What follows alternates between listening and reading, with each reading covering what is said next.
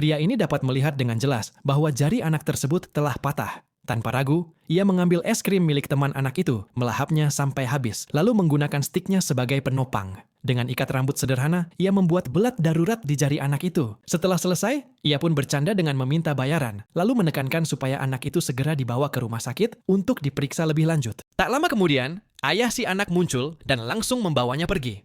Sesuai saran pria tadi, mereka pun menuju rumah sakit. Saat dokter memeriksa jari yang sudah terpasang belat, ia terkejut dan berkata, kalau tanpa ini, jarinya mungkin sudah tidak bisa diselamatkan. Saat hendak pulang dari rumah sakit, anak itu melihat pria yang menolongnya tadi. Ketika ayah si anak hendak mengucapkan terima kasih, tiba-tiba ia batuk keras.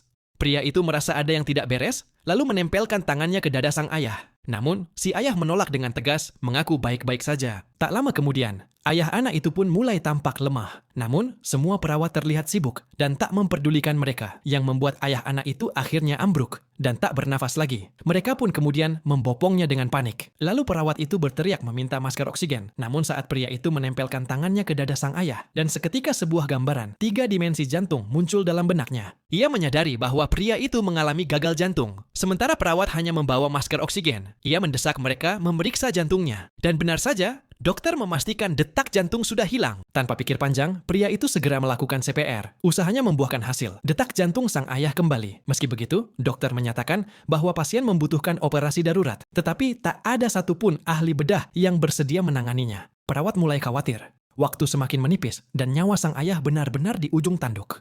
Menyadari situasi genting itu, anak kecil itu memohon kepada pria yang sudah menolongnya sejak awal. Tapi pria itu menolak, dengan berat hati menjelaskan bahwa melakukan operasi melanggar kontrak dan bisa menghancurkan karier medisnya. Saat ia berbalik hendak pergi, si anak menggenggam tangannya, lalu menyelipkan satu-satunya koin yang ia miliki ke dalam telapak tangan pria itu.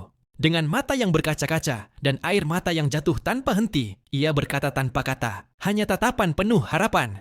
Melihat itu, pria tersebut pun mengambil keputusan. Ia menyelinap ke dalam ruangan operasi dengan menyamar sebagai seorang dokter bedah. Operasi pun dimulai, dan langkah cepat itu membuat ayah si anak bisa diselamatkan.